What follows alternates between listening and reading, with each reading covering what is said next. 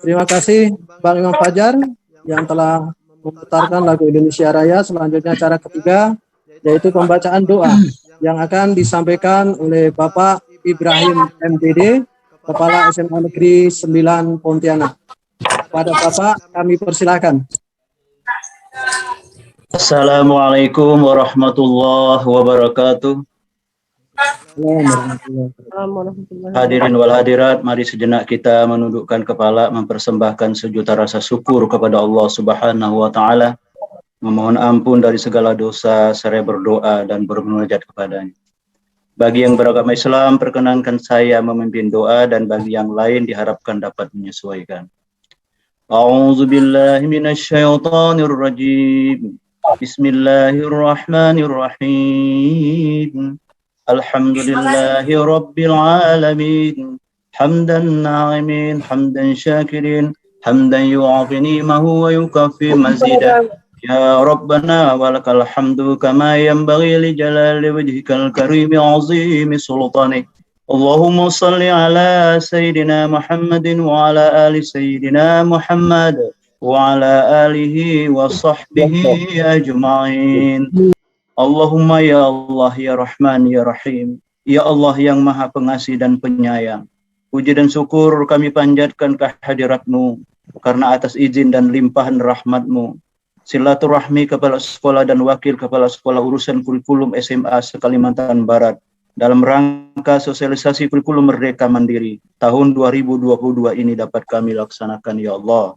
Ya Allah Rabbul Alamin, dengan rahmat dan lindungan-Mu kami bersyukur, dan atas doa ridha-Mu silaturahmi ini dapat terlaksana dengan baik. Ya Allah, ridhai, berkahi, dan rahmati segala arahan dan petunjuk serta materi yang akan disampaikan dalam rapat ini. Jadikanlah segenap arahan dan petunjuk sebagai ilmu yang Engkau ridhai dan sebagai catatan amal ibadah kami kepada Allah. Ya Allah yang Maha segalanya, jangan pernah ada lintasan lain di hati kami ya Allah selain hanya lintasan kepada Zat-Mu. Jangan pernah ada cinta selain cinta atas karena-Mu dan Rasul-Mu. Gelapkan segala cahaya selain hanya dengan terang benderangnya akan nur dan cahaya-Mu ya Allah. Halaukan ya Allah segala harapan selain dari harapan-Mu.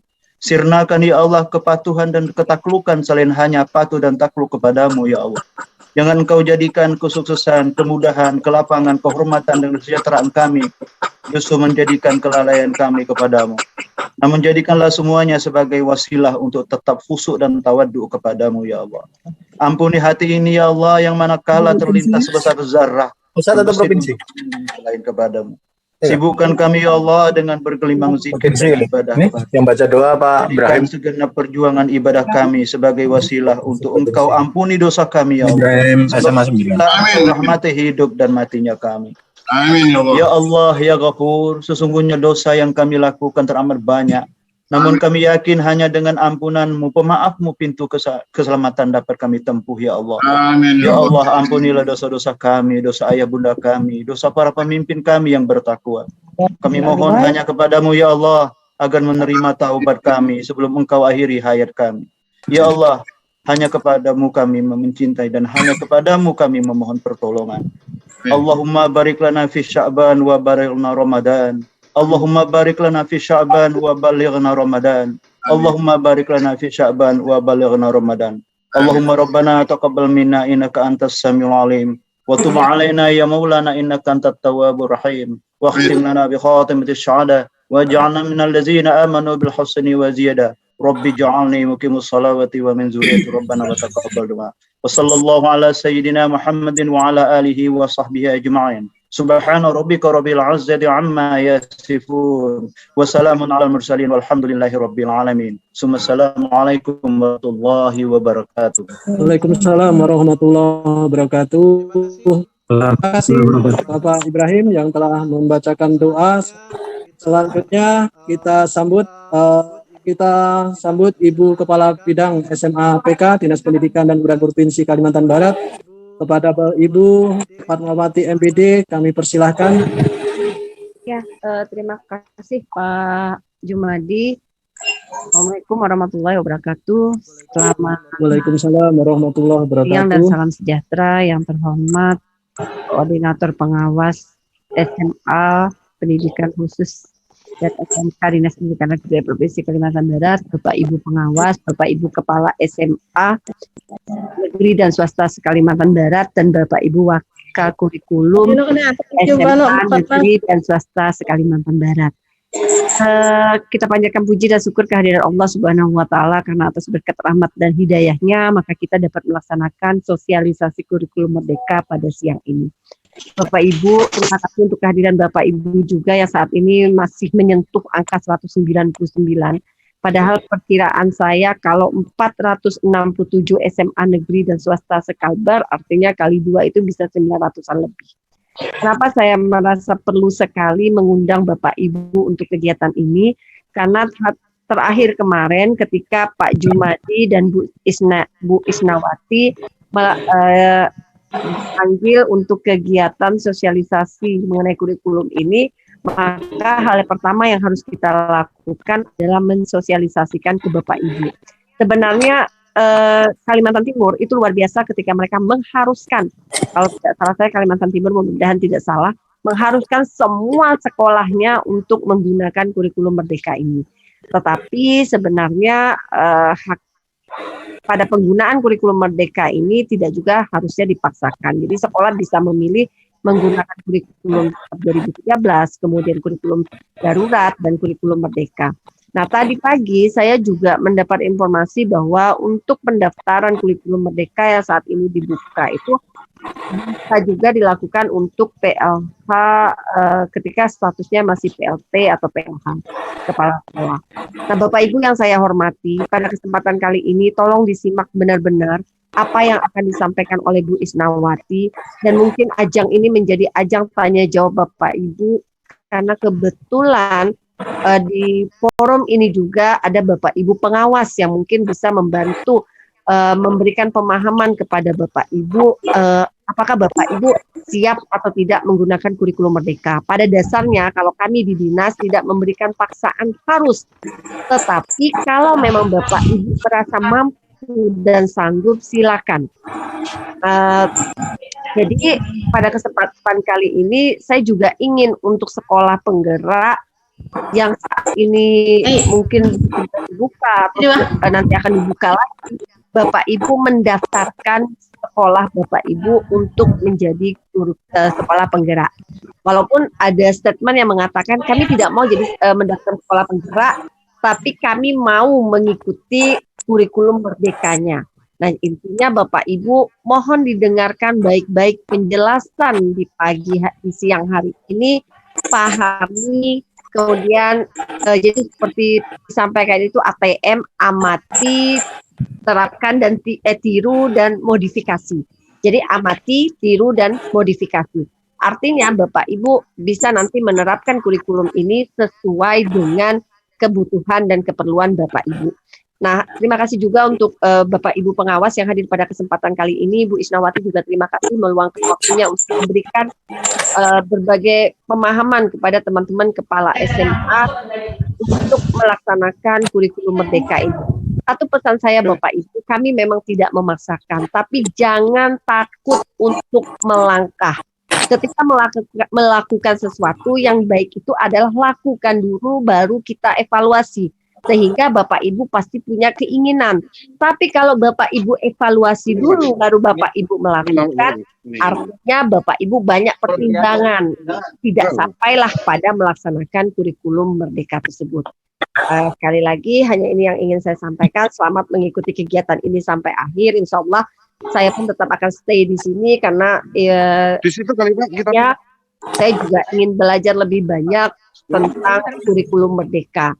Ketika kita memang tidak lagi di dunia persekolahan, rasanya hal-hal ini menjadi sangat baru bagi saya dan saya tetap akan mengikuti kegiatan ini sampai akhir. Saya rasa itu aja Bapak Ibu, terima kasih. Assalamualaikum warahmatullahi wabarakatuh. Selamat siang dan salam sejahtera. Waalaikumsalam warahmatullahi wabarakatuh. Bapak Ibu demikian sambutan dari Ibu Kepala Bidang SMA PK Dinas Pendidikan Provinsi Kalimantan Barat. Selanjutnya kita langsung saja untuk materi sosialisasi kurikulum Merdeka Mandiri kepada Ibu Isnawati. Ibu sudah siap Bu? Siapa? Cuma ini hostnya tolong ini kan Pak, saya mau share nggak Oh iya. bisa. Oke, Bu.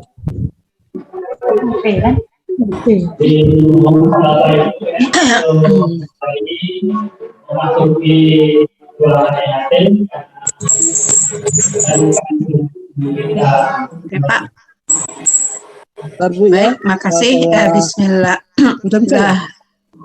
Belum Pak, belum bisa. Sambil anu, Bu. Ya, sambil saya aja dulu. cari dulu nama Ibu. Sudah oke Pak? Bentar, Bu. Oke. Namanya sih. Mungkin Bapak Ibu yang suaranya masih kedengaran untuk di unmute aja ininya supaya tidak kedengarannya berisik. Pak, belum Pak untuk share-nya Pak belum bisa. Bentar, Bu. Saya jadikan co-host dulu, Bu, ya. Ya, saya mulai aja dulu Pak ya, saya pengantar aja dulu. Baik, bismillahirrahmanirrahim. Assalamualaikum warahmatullahi wabarakatuh. Waalaikumsalam. Selamat siang, salam sejahtera dan sehat buat kita semuanya. Yang saya hormati Ibu Kepala Bidang SMA, Ibu Fatmawati MPD. Yang saya hormati Bu Isa, aktifkan, Bu. Aktifkan speakernya, Bu. Tadi saya mute all. Bu Is, mic-nya Bu Is Mic-nya, Bu. Hidupkan mic-nya, Bu. tekan lagi. Oke, saya ulangi. Saya ulangi. Assalamualaikum warahmatullahi wabarakatuh. Waalaikumsalam warahmatullahi wabarakatuh. Selamat siang, salam sejahtera buat kita semuanya. Yang saya hormati Ibu Kepala Bidang SMA, Ibu Fatmawati MPD. Yang saya hormati Bapak Ramli SPD MPD selaku Koordinator Pengawas SMA se-Kalimantan Barat. Yang saya hormati Bapak Ibu rekan-rekan pengawas SMA se-Kalimantan Barat. Yang saya hormati Bapak Ibu Kepala Sekolah dan Wakil Kepala Sekolah SMA negeri maupun swasta se-Kalimantan Barat. Alhamdulillah, puji syukur kehadirat Allah Subhanahu wa Ta'ala, hari ini kita masih diberikan kesehatan dan kekuatan sehingga kita mampu untuk melakukan kegiatan Zoom meeting ini dalam rangka mensosialisasikan kurikulum Merdeka. Bapak Ibu yang kami hormati, sosialisasi hari ini merupakan amanah yang harus kami sampaikan kepada Bapak Ibu semuanya, karena kemarin kebetulan saya dengan Pak Jumadi mengikuti kegiatan di Direktorat SMA, yaitu tentang penyelarasan implementasi pembelajaran dan penilaian yang isinya semuanya berkaitan dengan masalah kurikulum Merdeka. Bapak Ibu yang saya hormati, untuk itu setelah kegiatan ini kami berdua diberikan tugas tanggung jawab untuk melakukan sosialisasi. Sosialisasi ini disampaikan kepada semua kepala-kepala sekolah SMA se-Kalimantan Barat. Walaupun mungkin ya Bapak Ibu ya mengenai sekolah kurikulum Merdeka ini Bapak Ibu sudah ada yang tahu dan sudah ada yang daftar ya. Sudah ada yang daftar, dan saya juga melihat beberapa rekan-rekan pengawas SMA luar biasa ya, terutama saya melihat itu pengawas dari Kuburaya. Itu bukan lagi namanya sosialisasi, tapi sudah melaksanakan BIMTEK tentang kurikulum Merdeka. Berarti itu sudah luar biasa ya. Untuk pelaksanaan, belum dilaksanakan sudah BIMTEK ini tentang kurikulum Merdeka. Baik Bapak Ibu, kita tahu bahwa selama ini saya belum bisa ini Pak Jumadi, belum bisa nge-share Pak Jumadi. Halo? Ya, udah. Sip. Oke, udah bisa. Udah kelihatan Bapak Ibu? Sudah, Bu. Kelihatan, Bu. Sudah kelihatan? Sudah, Bu. Sudah Udah ya? kelihatan? Kelihatan, Oke. Bu. Sudah kelihatan.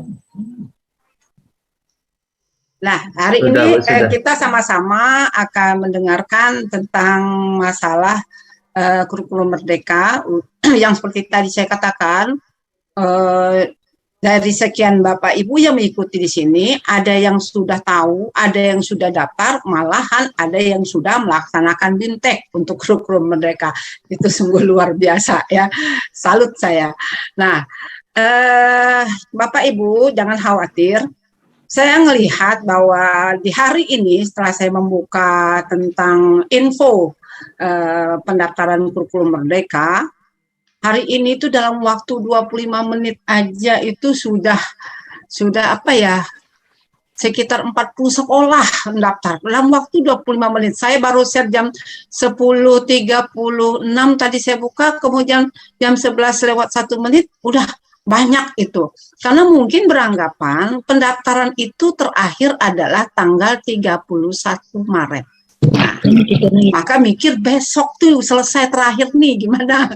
Jadi hari ini betapa banyaknya seperti lancar gitu ya.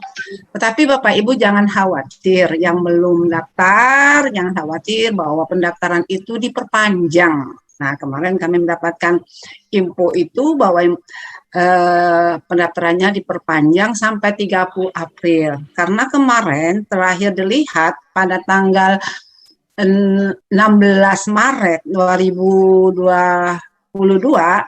pendaftaran itu baru 605 sekolah SMA se-Kalimantan Barat.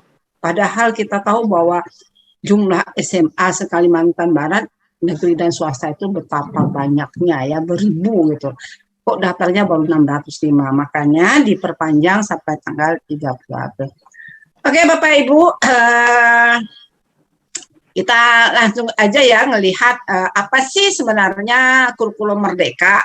Nah, dan kita tahu sekarang itu sejak masa pandemi ya, sejak masa pandemi tahun 2020 itu kita semuanya galau ya dengan melaksanakan kurikulum utuh, kurikulum 2013 karena betapa banyaknya materi sementara kita belajar harus menggunakan daring ya, sehingga muncullah pada bulan September 2020 itu adanya kurikulum kondisi khusus yang sekarang dikenal dengan nama kurikulum darurat. Kemudian terakhir ada yang ketiga adalah kurikulum mandiri. Nah, mandiri. Jadi ada 3 tawaran kemarin supaya kita tidak bingung ya. Nah, kita lihat tentang kebijakannya Bapak Ibu. Implementasi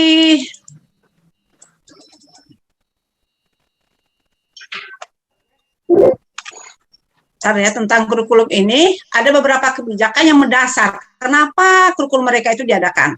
Kita tahu Bapak Ibu semuanya bahwa pada tahun 2021 telah terbit namanya Standar Nasional Pendidikan, yaitu Peraturan Pemerintah Nomor 57 tahun 2021 tentang Standar Nasional Pendidikan. Karena adanya perubahan-perubahan kurikulum, maka standar nasional itu jelas akan ada perubahan. Kemudian dengan adanya perubahan standar nasional itu, maka diikuti dengan bagian-bagiannya. Bahwa kita tahu standar nasional itu ada 8, maka yang pertama itu adalah Permendikbud nomor 5 tahun 2022, yaitu tentang standar kompetensi lulusan. Nah, kenapa yang pertama itu standar kompetensi lulusan? Karena standar kompetensi lulusan inilah sebagai acuan dalam pelaksanaan ya kurikulum, baik kurikulum utuh 2013, kurikulum darurat maupun kurikulum merdeka. Kemudian berikutnya ada lagi Permendikbud nomor 7 tahun 2022, baru juga muncul, yaitu tentang standar isi. Nah, standar isi ini yang mengatur tentang masalah bagaimana kurikulum itu yang akan dilaksanakan di dalam pembelajaran. Di sini dikatakan bahwa di dalam ruang lingkup materi yang akan menjadi kajian dalam muatan pembelajaran itu pertama dirumuskan muatan wajib sesuai dengan ketentuan peraturan perundangan, kedua konsep keilmuan, ketiga jalur, jenjang, dan jenis pendidikan. Nah, standar isi ini juga merupakan acuan di dalam pelaksanaan kurikulum 2013, kurikulum darurat, dan kurikulum merdeka. Nah, kemudian muncul lagi Kemendikbud Ristek ya nomor 56 tahun 2022 tentang pedoman penerapan kurikulum dalam rangka pemulihan pembelajar.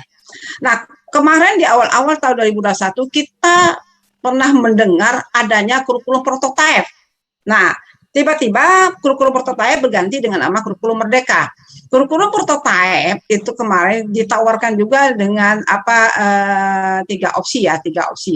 Nah, di sini dalam pemulihan pembelajaran itu diberi rentang waktu, Bapak Ibu, dari tahun 2022 sampai tahun 2024. Setelah dalam rentang waktu 2 tahun ini, kita ditawarkan, karena ini namanya merdeka, kita ditawarkan 3 opsi. Nanti setelah 2 tahun ini berjalan dan dievaluasi dan menghasilkan sesuatu yang tepat, itu yang mana akan diambil, maka tahun 2024 akan ditetapkanlah kurikulum yang sebenarnya secara nasional. Nah, 3 opsi itu digunakan dalam rangka pemulihan pembelajaran beserta kurikulum struktur kurikulum merdeka. Nah, aturan terkait pembelajaran dan asesmen serta beban kerja guru. Jadi dengan perubahan kurikulum ini, Bapak Ibu guru jangan khawatir bahwa beban kerja kita juga tidak terlalu banyak pengaruhnya ya terhadap munculnya Permendikbud yang baru ini tentang kurikulum merdeka. Kemudian muncullah yang namanya keputusan Kepala BSKAP. Mungkin Bapak Ibu sudah tahu apa itu BSKAP, yaitu Badan Standar Kurikulum Asesmen Pendidikan. Nah, kurikulum ini memunculkan yang namanya tentang capaian pembelajaran, ya baik pada pendidikan pada usia dini atau PAUD sampailah dengan jenjang SMA, SMK. Nah, Bapak Ibu pada kurikulum merdeka ini nanti dan bagi Bapak Ibu kepala sekolah yang ikut juga hadir di sini karena diundang semuanya kepala sekolah tidak pengecualian, berarti di sini ada kepala-kepala sekolah yang sudah melaksanakan kurikulum merdeka, yaitu sekolah penggerak. Nah, sekolah penggerak sudah tahu tentang apa itu capaian pembelajaran. Ya, capaian pembelajaran ini berlaku pada kurikulum kurikulum merdeka. Yang dulu pada kurikulum 2013 kita mengenal dengan nama kompetensi dasar dan kompetensi inti dan kompetensi dasar, ya. Nah, kemudian diikuti lagi dengan Bapak Ibu kok jadi bergerak-gerak ya. Nah, keputusan sama BSKAP ya tahun nomor 09 tahun 2022 juga tentang dimensi elemen dan sub pada kurikulum merdeka. Nah, 2 hal inilah yang menjadi dasar dalam kurikulum merdeka itu. Oke, kita lanjut. Nah, tadi sudah saya sebutkan bahwa dalam pemulihan pembelajaran kita ditawarkan untuk menentukan kurikulum yang akan kita pilih. Pertama, pilihan yang sudah kita laksanakan, Bapak Ibu, yang sekarang sudah kita laksanakan. Pertama ada kurikulum 2013 secara penuh. Kemudian pilihan kedua kurikulum darurat. Nah, kebanyakan pada masa pandemi ini kita memilih yang kedua, yaitu kurikulum darurat. Kemudian pilihan ketiga kurikulum merdeka. Nah, pilihan yang ketiga inilah yang akan menjadi pilihan lagi. Ditawarkan lagi menjadi 3 pilihan ya dari kurikulum yang ketiga ini. Nah, kemudian kita lihat Bapak Ibu, pertama satuan pendidikan dapat mengimplementasikan kurikulum merdeka secara bertahap sesuai kesiapan masing-masing. Sejak tahun ajaran 2021-2022 ya, kurikulum merdeka telah diimplementasikan hampir 2.500 sekolah yang mengikuti program sekolah penggerak. Nah, seperti yang dikatakan oleh Ibu Kabit tadi, banyak sekolah yang tidak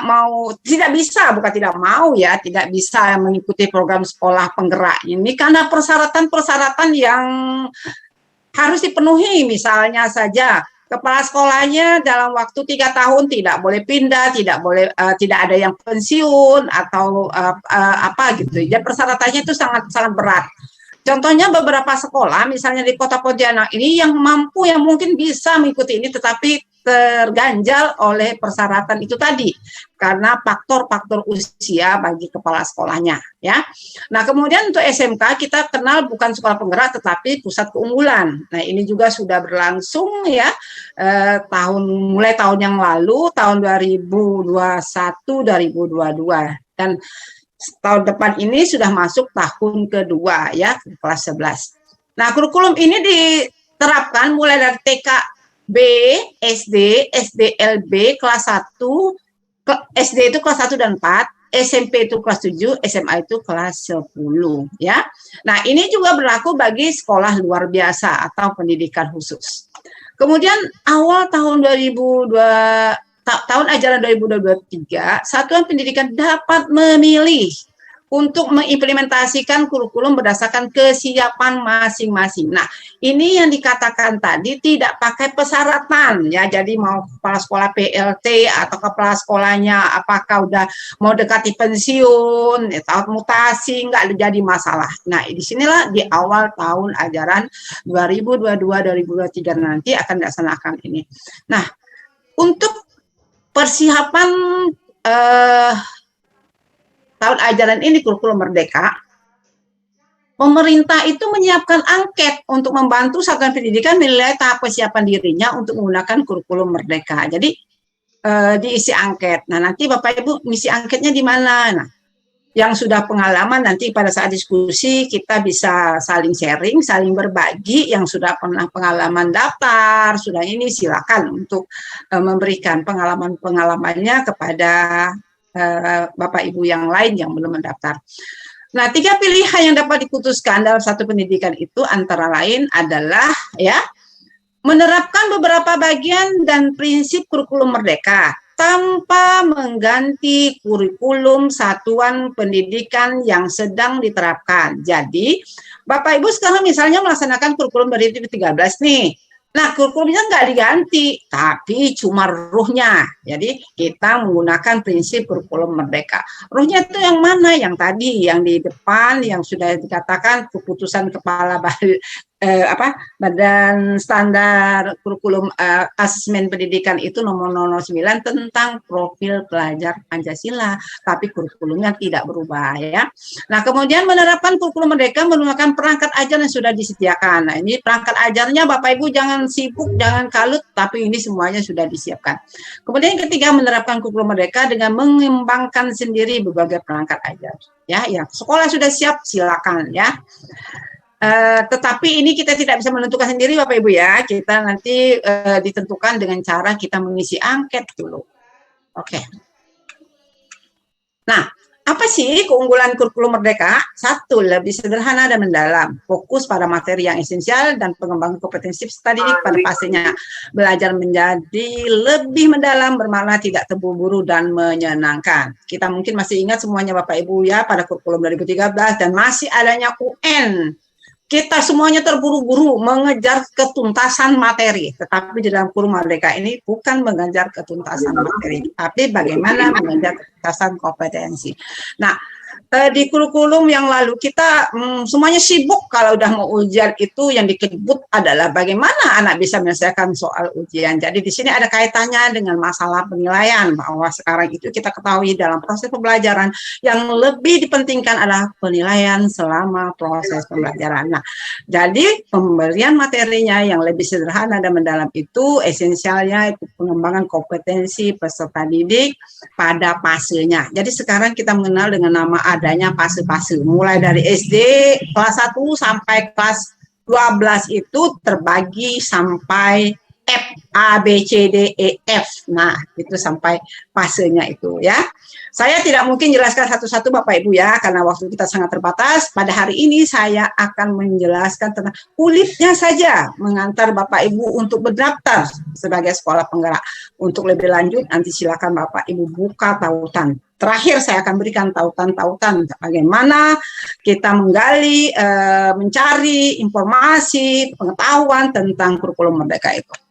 Oke, kedua, keunggulan kurikulum merdeka adalah lebih merdeka. Peserta didik tidak ada program peminatan di SMA. Peserta didik memilih mata pelajaran sesuai minat, bakat, dan aspirasinya. Kita tahu dulu sekarang ya kurikulum 2013 yang sedang kita laksanakan. Kelas 10 anak-anak sudah memilih jurusan peminatan IPA, IPS begitu ya. Nah, ada IPA, IPS dan bahasa. Nah, untuk sekarang itu tidak ada, cuma anak memilih minatnya mana gitu ya. Nanti lebih lanjut kita jelaskan. Kemudian guru mengajar sesuai tahap capaian dan perkembangan peserta didik. Jadi guru juga lebih merdeka mengajar sesuai tahapan capaian dan perkembangan peserta didik. Sekolah memiliki wewenang untuk mengembangkan dan mengelola kurikulum dan pembelajaran sesuai dengan karakteristik satuan pendidikan dan peserta didik ya. Nah, yang ketiga, lebih relevan dan interaktif. Pembelajaran melalui kegiatan proyek memberikan kesempatan lebih luas kepada peserta didik untuk secara aktif mengeksplorasi isu-isu aktual, misalnya isu lingkungan, kesehatan, dan lain-lainnya, untuk mendukung pengembangan karakter dan kompetensi profil pelajar Pancasila. Jadi inti daripada kurikulum Merdeka ini bagaimana pada akhirnya kita bisa mengembangkan karakter, kompetensi profil pelajar Pancasila melalui kegiatan-kegiatan proyek ya. Itulah 3 keunggulan di dalam kurikulum Merdeka ini. Nah, Bapak Ibu, untuk mengetahui lebih jauh tentang kurikulum Merdeka ini,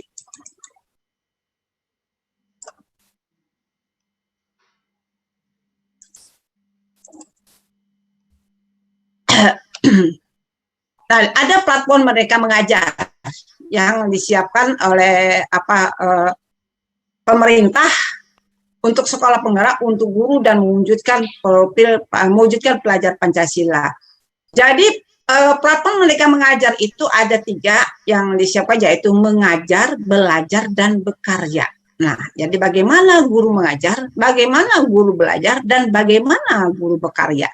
Ya, jadi di sini Bapak Ibu yang pertama ini semuanya diinstal menggunakan buka aja platform Merdeka, nanti diinstal, maka akan muncul seperti ini yang pertama. Nanti muncul ini berbagai macam video ya, tentang video inspirasi, pelatihan mandiri. Jadi bisa latihan sendiri kita menggunakan itu. Kemudian bukti karya saya. Jadi yang punya karya boleh mengupload gitu ya. Yang mau belajar ya lihat dulu videonya. Berlatih mandiri, kemudian kalau sudah punya karya boleh mengupload di sini. Kemudian kegiatan belajar mengajarnya, kemudian asesmen murid, perangkat ajar. Nah, perangkat ajarnya tadi pilihan kedua ya. Jadi semuanya perangkat ajar telah disiapkan oleh pemerintah, kita bukanya di sini di perangkat ajar ini ya. Nah, semuanya di situ. Nanti belakangan saya kasihkan tautannya. Kemudian Bapak Ibu, kurikulum Merdeka juga melalui berbagai media yang diberikan oleh pemerintah, yaitu melalui kajian akademik, kemudian melalui video kurikulum Merdeka. Sebenarnya gampang sekali Bapak Ibu, kuncinya kita hanya buka aja, misalnya ketik implementasi kurikulum Merdeka udah bermunculan itu. Tetapi kalau mau buka isinya dalam-dalam harus punya akun, yaitu akun Belajar ID. Saya buka bisa, tapi saya nggak bisa buka sampai dalam-dalam karena saya belum punya akun Belajar ID. Jadi kita semua harus punya akun Belajar ID untuk membuka itu, untuk belajar dari sini ya. Kemudian ada sistem informasi kurikulum nasional, jadi bagaimana informasi-informasi tentang kurikulum nasional kita bisa juga buka. Kemudian ada buku saku, ini sudah banyak beredar ya di WA buku saku kurikulum Merdeka, tanya jawab tentang kurikulum Merdeka. Begitu juga dengan buku saku platform Merdeka Mengajar, juga banyak sudah di WA itu. Cuma Bapak Ibu ya, mungkin kita saking banyaknya yang di share, kita bingung mau baca yang mana ya, buka yang mana ya, saking banyaknya yang di share itu ya. Nah, kemudian ada lagi risalah kebijakan dampak penyederhanaan kurikulum ya, tinggal kita buka. Oke, kita lanjut. Nah, dukungan implementasi tentang kurikulum ini melalui kebijakan penyediaan buku pendidikan. Nah, penyusunan buku. Untuk buku-buku ini Bapak Ibu, SMA itu sudah disiapkan 119 judul. Nah, paling banyak tuh SMA. SMA itu 119 judul buku yang sudah disiapkan. Bagi sekolah penggerak sudah merasakan buku-buku ini yang sudah ada diberikan di sekolah-sekolah ya. Nah, kemudian buku itu juga sudah melalui penilaian ya, penilaian buku ya untuk mendukung pengembangan hasil belajar siswa secara holistik yang mencakup kompetensi literasi dan numerasinya serta karakter. Nah, kemudian buku-buku itu semua dilakukan penilaian dengan melibatkan profesional, akademisi, dan praktisi. Ya. Nah, kemudian Bapak Ibu, kita akan melihat sistem informasi perbukuan. Bapak Ibu kalau ingin tahu tentang buku ya, memberikan aksesnya buka aja barcode ini ya, pakai barcode ini atau menggunakan akses melalui HTTPS buku Kemendikbud.go.id. Nanti berbagai macam tentang buku bisa kita dapatkan dari sini ya. Semuanya ada di ujung jari kita. Tinggal kita mau mencet atau tidak ya. Oke. Nah, ini Bu, Bapak Ibu, 3 pilihan kurikulum merdeka. Jadi kurikulum merdeka ini dikenal dengan nama kurikulum merdeka jalur mandiri. Kurikulum merdeka jalur mandiri ini Bapak Ibu memilihnya, saya mau ngambil yang nomor 2 sajalah gitu. Jadi nggak bisa kita tunjuk-tunjuk ya. Jadi kita ada caranya, kemudian kita prosesnya adalah dengan mengisi angket. Jadi di sini dikatakan satuan pendidikan menentukan pilihan berdasarkan angket kesiapan implementasi kurikulum merdeka yang mengukur kesiapan guru dan tenaga kependidikan. Jadi di sini dikatakan tidak ada pilihan yang paling benar. Yang ada adalah pilihan yang paling sesuai kesiapan satuan pendidikan. Jadi bukan yang paling benar, tetapi adalah yang paling siap ya, kesiapan satuan pendidikan. Semakin sesuai, maka semakin efektif implementasi kurikulum mereka itu kita lakukan. Pertama adalah namanya KM1, Kurikulum Merdeka Mandiri 1, KMM1. KM1 itu dikenal dengan nama Mandiri Belajar. Ini tadi yang sudah saya kemukakan di depan, bahwa menerapkan beberapa bagian dari prinsip kurikulum merdeka tanpa mengganti kurikulum satuan pendidikan yang sedang diterapkan. Jadi Bapak Ibu misalnya sedang kurikulum 13, ya tetap laksanakan kurikulum 13, masih gunakan KD-KD itu gitu ya. Nah, tapi prinsipnya kita menggunakan kurikulum merdeka. Berapa bagian? Salah satu bagiannya adalah misalnya tadi proyek profil Pancasila. Nah, kemudian Bapak Ibu lihat, di atas itu nomor 1 tidak ada batasan untuk kelas 1, 4, 7, 10. Artinya karena kita menggunakan kurikulum merdeka itu semua kelas, nah dari kelas 1, 2, 3 misalnya kita gunakan, berarti semuanya boleh untuk bagian jika kita ngisi angket terpilih nomor 1, maka untuk kelas 1, 2, 3 itu boleh. Artinya kelas 10, 11, 12 itu boleh melaksanakan kurikulum merdeka mandiri ya atau KM1 ya. Kemudian pilihan kedua, mandiri berubah. Menerapkan kurikulum merdeka menggunakan perangkat ajar yang sudah disediakan pada satuan pendidikan PAUD. Nah, kalau yang nomor 2 itu dibatasi, hanya boleh diambil kelas 1. Seandainya nanti udah ngisi angket nih, Bapak Ibu dapatnya nomor 2. Mandiri berubah. Jadi yang dilaksanakan jangan semua kelas, tapi hanya kelas 1, kelas 4, kelas 7, dan kita di kelas 10 ya. Kita di kelas 10 karena kita adalah SMA di kelas 10. Nah, kemudian pilihan ketiga, mandiri berbagi. Menerapkan kurikulum merdeka dengan mengembangkan sendiri berbagai perangkat ajar di satuan pendidikan. Jadi di sini yang berbagi itu, jika Bapak Ibu itu terpilih berbagi, nah Bapak Ibu tuh harus mengembangkan sendiri perangkatnya. Boleh mengadopsi yang ada, tetapi kita harus kembangkan sendiri. Kalau nomor 2 itu boleh bulat-bulat kita ambil gitu ya, kita pakai. Tapi kalau yang nomor 3 itu kita kembangkan lagi. Nah, itulah Bapak Ibu 3 pilihan. Sampai di sini mungkin masih ada ini ya, yang komentar silakan. Pas lanjut ya. Oke. Kita lihat gimana sih struktur kurikulum merdeka itu? Apa kekhasan dari kurikulum merdeka? Apa sih kekhasannya? Kita lihat struktur kurikulum. Kita lihat struktur kurikulumnya mulai dari PAUD sampai dengan SMA, SMK. Pertama itu adalah pembelajaran intrakurikuler. Kegiatan pembelajaran intrakurikuler untuk setiap mata pelajaran mengacu pada capaian pembelajaran. Nah, capaian pembelajaran ini Bapak Ibu sama dengan KD-KD tadi. Ini semuanya juga sudah disiapkan dari pusat.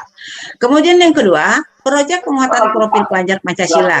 Kegiatan khusus yang ditujukan untuk memperkuat upaya pencapaian profil pelajar Pancasila yang mengacu pada standar kompetensi lulusan. Jadi ini adalah untuk memperkuat karakter siswa dengan mengacu pada pencapaian profil pelajar Pancasila.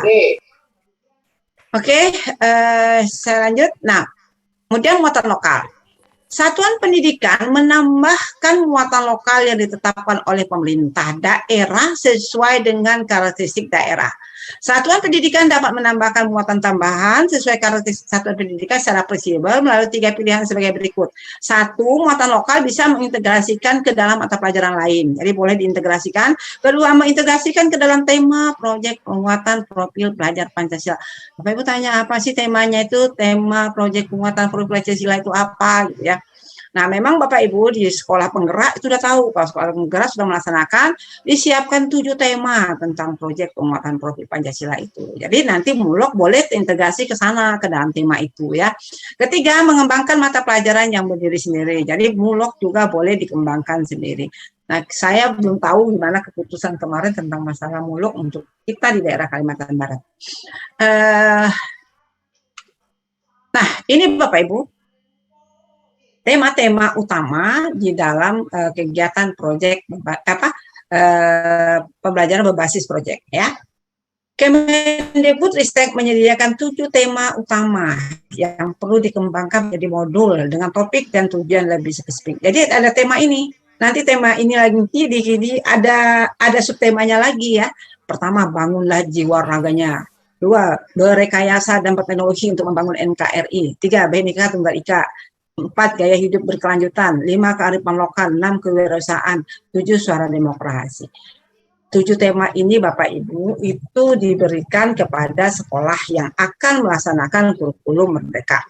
Tetapi 7 tema ini tidak semuanya diambil dalam 1 tahun, ditawarkan hanya 3 tema saja dalam 1 tahun. Jadi bisa 1 semesternya semester pertama bisa 1 tema, kemudian 2 temanya lagi bisa semester 2, boleh. Jadi untuk SMA ya Bapak Ibu ya, untuk SMA itu ditawarkan minimal 3 tema. Tapi kalau untuk yang SMA, SMP itu 3 tema, untuk SD itu hanya 2 tema. Nah, kita 3 tema. Silakan aja kita pilih yang mana di antara 7 itu, minimal 1 tahun ada 3 tema. Nanti kita bisa berbagi, ada sekolah penggerak di sini yang ikut, nah bisa berbagi bagaimana melaksanakan proyek-proyek ini. Dan kemarin sungguh luar biasa pelaksanaan proyek Profil Pancasila ini di sekolah-sekolah penggerak, sangat menggugah dan sangat, memang luar biasa ya. Karena kemarin saya sudah memantau dan melihat bagaimana pelaksanaan proyek Profil Pancasila ini. Nah, ini tahapan proyek. Mungkin ini saya nggak perlu bacakan Bapak Ibu, nanti saya bagikan aja kepada Bapak Ibu bagaimana tahapan-tahapan proyek. Di sini judulnya konflik bikin kita makin dewasa. Nah, kita boleh bikin judul-judul lagi dari tema yang tadi, gitu. Boleh kita bikin lagi judul-judul dari tema ini. Itu silakan aja nanti dibicarakan sambil didiskusikan di sekolah bagaimana tentang tema-tema ini. Saya tidak akan bicarakan tentang ini karena ini harus waktu khusus bicarakannya. Kemudian pembelajaran berbasis Bapak Ibu ya saya. Nah, pembelajaran berbasis proyek dinilai membantu guru dalam mengembangkan karakter dan soft skill siswa. Jadi pembelajaran berbasis proyek ini adalah tanggapan-tanggapan ya, istilahnya testimoni dari beberapa guru di sekolah tentang yang sudah melaksanakan pembelajaran berbasis proyek. Salah satunya di sini dikatakan Dewi Turyanti Kusuma, guru SMP Negeri 3 Cipatat, Bandung Barat. Dia mengatakan kegiatan proyek diharapkan dapat menjadi solusi dari masalah waktu belajar yang terlalu padat. Dihabiskan untuk pembelajaran intrakurikuler. Dengan adanya proyek penguatan profil Pancasila dan didukung oleh struktur kurikulum merdeka, kami dapat mempersiapkan peserta didik dengan pengalaman, pengetahuan, kompetensi yang sesuai dengan tuntunan zaman. Nah, itu salah satunya, ya. Nah, di sini juga dikatakan hampir semua guru dan kepala sekolah telah mempelajari contoh-contoh proyek diberikan. Distribusi contoh-contoh proyek sudah dilakukan dengan baik. Mayoritas guru dan kepala sekolah 96% setuju dan sangat setuju bahwa contoh-contoh yang diberikan membantu mereka dalam merancang proyek. Jadi nanti Bapak Ibu di dalam platform Merdeka Mengajar, di situ banyak sekali contoh-contoh tentang kegiatan-kegiatan seperti ini ya. Nanti Bapak Ibu bisa buka aja di akun tautan-tautan, nanti banyak saya berikan ya tentang tautan itu, silakan buka, asalkan kata kuncinya Bapak Ibu punya akun Belajar ID. Oke, kita lihat sedikit struktur tentang kurikulum ya, struktur kurikulum SMA tentang kurikulum merdeka itu. Bagaimana bentuk kurikulumnya? Nah, kerangka dasarnya seperti ini Bapak Ibu. Pertama itu tujuan pendidikan nasional. Dasarnya adalah standar nasional pendidikan tadi ya. Nah, kemudian di bawahnya profil pelajar Pancasila. Jadi ada P3. Ya, ada P3 ya. Kemudian setelah itu yang memayungi standar isi, standar proses, dan standar penilaian pendidikan itu adalah standar kompetensi lulusan. Bapak Ibu jangan membayangkan seperti yang lalu kita kan tahu bahwa KD-KD itu ranah di dalam standar kompetensi lulusan itu ada 3 ranah, yaitu ranah sikap, pengetahuan, dan keterampilan. Dan di kurikulum 2013 jelas masing-masing KD punya, ya, KD sikap, KD keterampilan, KD pengetahuan, itu masing-masing terpisah. Nah, di sini untuk tentang 3 ranah tadi, sikap, pengetahuan maupun keterampilan tetap menjadi satu, Bapak Ibu, tidak terpisahkan, menjadi satu, tidak terpisahkan, dan semuanya nanti termuat di dalam capaian pembelajaran, ya, capaian pembelajaran. Jadi dari sini struktur kurikulumnya masuk kepada capaian pembelajaran. Jadi ranah yang 3 hal tadi, mulai dari sikap, pengetahuan, dan keterampilan itu masuk di dalam capaian pembelajaran. Kemudian adanya prinsip pembelajaran dan asesmen, ya. Nah, kemudian Bapak Ibu dari sini kurikulum setelah melihat kerangka ini, maka setiap sekolah harus menyusun. Kalau dulu di kurikulum 2013 maupun kurikulum 2006 kita mengenal yang namanya kurikulum tingkat satuan pendidikan atau KTSP. Ya kan? Kita mengenal kurikulum tingkat satuan pendidikan. Tapi sekarang kita tidak mengenal KTSP lagi untuk kurikulum merdeka. Yang kita kenal adalah kurikulum operasional satuan pendidikan. Nah, nanti kurikulum operasional ini dikembangkan oleh satuan pendidikan, tetapi pemerintah tidak kita ngembang begitu saja, diberikan contoh-contoh juga bagaimana bentuk kurikulum operasional satuan pendidikan atau yang dikenal sekarang dengan nama KOS, ya. Nah, begitu juga dengan perangkat ajarnya. Perangkat ajarannya mulai buku teks pelajaran, contoh-contoh modul ajar, mata pelajaran, contoh panduan proyek profil pelajar Pancasila, contoh kurikulum satuan pendidikan, semuanya itu juga sudah ada Bapak Ibu di platform Merdeka Mengajar. Ya, nanti silakan dibuka di sana. Oke, kita lanjut. Kita lihat struktur kurikulum SMA. Bapak Ibu, struktur kurikulum SMA itu SMA itu terdiri dari 2 fase.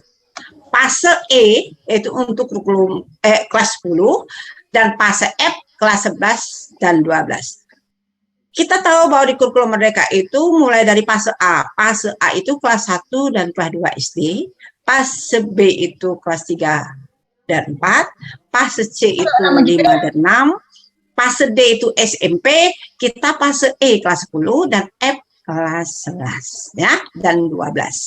Nah, struktur kurikulumnya sama seperti tadi saya sebutkan di atas, yaitu pembelajaran intrakurikuler dan proyek penguatan profil Pancasila dialokasikan sekitar 30% ya, totalnya jam pelajaran per tahun ya.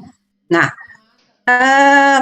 kita lihat di sini pelaksanaan proyek penguatan profil Pancasila dilakukan secara fleksibel, baik secara muatan maupun secara waktu pelaksanaan. Secara muatan proyek profil harus mengacu pada capaian profil pelajar Pancasila sesuai dengan fase peserta didik dan tidak harus dikaitkan dengan capaian pembelajaran pada mata pelajaran. Nah, ya, tidak harus dikaitkan dengan CP-CP pada mata pelajaran ya. Secara pengelolaan waktu pelaksanaan proyek dapat dilaksanakan dengan menjumlah alokasi jam pelajaran proyek dari semua mata pelajaran dan jumlah total waktu pelaksanaan masing-masing proyek tidak harus sama ya. Bapak, Oke.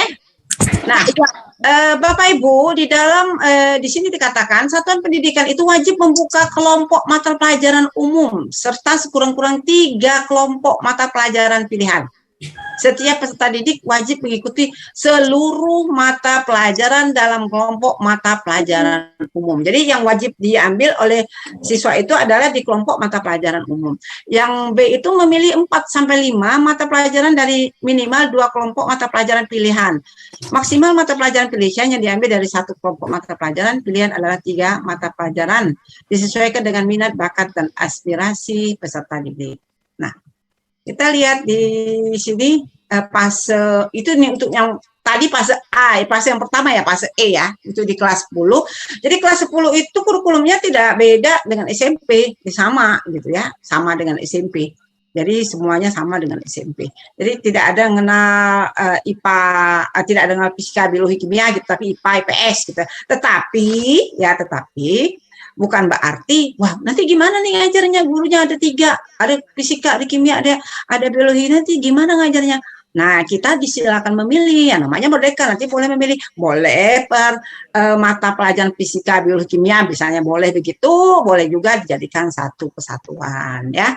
Nah, itu juga sudah diterapkan di sekolah penggerak. Nanti Bapak Ibu silakan tanya, kita diskusi di sini. Bapak Ibu yang terlibat di dalam sekolah penggerak silakan berbagi untuk dengan Bapak Ibu kepala sekolah yang lain yang akan melaksanakan kurikulum merdeka. Nah, di fase F ini Bapak Ibu, mata pelajaran dibagi menjadi 5 kelompok utama. Kelompok mata pelajaran umum yang tadi ya. Kemudian kelompok mata pelajaran matematika dan ilmu pengetahuan alam IPA. Itu ada 3 mapel ya, ada paling sedikit 3 mata pelajaran. Kemudian kelompok mata pelajaran IPS juga sama ada 3, paling sedikit 3. Yang D kelompok mata pelajaran bahasa dan budaya. Ya, kelompok mata pelajaran ini dibuka sesuai dengan sumber daya yang tersedia. Jadi untuk bahasa dan budaya ini kalau ada sumber yang tersedia, maksudnya gurunya ada nggak, ininya ada nggak, itu silakan diambil kalau memang sesuai dengan sumber daya yang ada. Kemudian kelompok mata pelajaran vokasi dan prakarya. Kelompok mata pelajaran vokasi dan prakarya dibuka sesuai dengan sumber daya yang tersedia di SMA. Jadi ini juga sama dengan yang E sama D itu sama. Jadi dibuka boleh sesuai dengan kondisi yang ada ya. Untuk di sini catatan untuk sekolah yang apa ya, khusus untuk sekolah yang ditetapkan pemerintah sebagai keolahragaan atau seni dapat dibuka kelompok mata pelajaran olahraga dan seni sesuai dengan sumber daya yang tersedia di SMA. Jadi ini yang khusus ya, yang khusus. Nah, ini Bapak Ibu pemilihan di dalam fase E dan fase F di kelas 11 dan 12 itu fase F. Ini struktur kurikulumnya. Ya. Nah, jadi struktur kurikulumnya itu Bapak Ibu ada jam untuk intrakurikuler tadi, ada jam untuk proyek, ada jam untuk proyek ya. Nah, ini yang intrakurikuler ya, yang intra ini tadi ada dibagi jam untuk pembelajarannya tatap mukanya dan jam untuk proyek ya. Nah, di sini untuk agama misalnya ya, yang bintang 1 itu diikuti oleh semua peserta didik sesuai dengan agama penerap atau kepercayaannya masing-masing. Jadi di sini ada 6 agama, nah yang boleh dipilih. Untuk alokasi per minggu per tahunnya itu 72 JP, untuk per minggunya 2 JP. Lalu alokasi proyeknya per tahun 36 JP ya, 36. Jadi misalnya gini Bapak Ibu, contohnya pendidikan agama misalnya itu 3 jam. Nah, 1 jamnya boleh digunakan untuk apa? 1 jamnya untuk alokasi kegiatan proyek. Ini proyek yang terintegrasi dengan mata pelajaran. Tadi yang saya sebut ada intrakurikuler, ada proyek profesional, itu yang proyek yang umum ya Bapak Ibu, tapi yang ini proyek yang terintegrasi dengan mata pelajaran. Nah, ini tidak mungkin saya bacakan satu-satu Bapak Ibu ya. Nah, yang kedua, yang ada bintang 2 ini maksimal 2 JP per minggu atau 72 jam per tahun. Kemudian yang bintang 3, ini pembelajaran reguler tidak penuh 36 per minggu untuk memenuhi alokasi proyek 27 minggu untuk PPKN, bahasa Inggris, informatika, serta seni budaya. Jadi di sini kita lihat yang bintang 4 misalnya nih muatan lokal ya, muatan lokal. Nah, ini muatan lokal ini bisa boleh tidak, boleh ada, boleh tidak gitu, muatan lokal di sini ya, bintang 4 ini ya. Nah, kemudian Yang bintang 5, 1 JP beban belajar di SMA itu adalah 45 menit. Ya, sama sesuai dengan yang lama ya, 45 menit yang normal, kondisi yang normal. Kalau kondisi khusus, nah itu lain masalah ya, itu lain masalah. Tetapi ini yang untuk normal 45 menit. Ya. Kemudian ini yang kelas 10 Bapak Ibu. Jadi sama persis dengan di SMP ini apa mata pelajarannya. Tapi yang untuk SMA kelas 11. Nah, kelas 11 ini sudah memilih minat. Kelas 11 itu sudah memilih minat Bapak Ibu. Sudah memilih minat. Nah, nanti Bapak Ibu untuk tahu lebih lanjut tentang ini kalau kita sudah dapat, nanti kalau kita udah ngisi angket, kita udah milih misalnya dapat kurikulum bagian kedua tadi, yaitu Merdeka Berubah. Kalau Merdeka Berubah, maka kurikulum yang kita pakai itu ini yang saya sharekan ini, yang saya lihatkan ini, inilah yang kita pakai ya. Kalau yang Merdeka Berubah yang kedua ya. Tapi kalau yang pertama, Bapak Ibu jangan pakai ini ya, masih menggunakan kurikulum yang lama ya. Nah, kalau yang ketiga ya pakai yang ini juga. Nah, ini yang kelas 11, ini mata pelajaran yang kelompok wajib, ya kelompok mata pelajaran umum, mulai pendidikan agama, Pancasila, bahasa Indonesia, matematika, bahasa Inggris, PJOK, sejarah dan seni budaya, ya. Nah, seni budaya. Seni budaya ini boleh diambil minimal 1, ya, minimal 1 itu harus diambil. Kemudian Bapak Ibu, nah di sini kita lihat untuk penjurusan. Bukan jurusan, maaf, salah. Untuk peminatan ya. Nah, ada kelompok mata pelajaran MIPA. Mata pelajaran MIPA itu, tapi ini bukan untuk penjurusan Bapak Ibu. Jadi minat anak untuk milih mata pelajaran IPA gitu loh. Nah, untuk mata pelajaran IPA itu tersedia biologi, kimia, fisika, informatika, matematika tingkat tinggi. Nah, dari 5 mapel ini silakan anak memilih yang mana gitu. Sesuai dengan minat dia. Nah, berarti kan di kelas 10 ini dia harus disosialisasikan supaya anak di kelas 11 nanti dia milih minatnya yang mana gitu. Ya, tapi bukan jurusan ini minat ya Pak Ibu ya. Kemudian kelompok mata pelajaran IPS, sosiologi, ekonomi, geografi dan antropologi. Kelompok mata pelajaran bahasa ini macam-macam bahasa, bahasa Indonesia tingkat lanjut, bahasa Inggris tingkat lanjut, bahasa Korea, Arab, Mandarin, Jepang, Jerman, Perancis. Nah, inilah kelompok-kelompok mata pelajaran. Jumlah semua alokasi waktunya itu disediakan untuk untuk yang minat ini adalah 720 sampai 25, 720 ini sampai 900 tuh untuk yang pelajarannya, yang ini untuk proyeknya ya 20 sampai 25.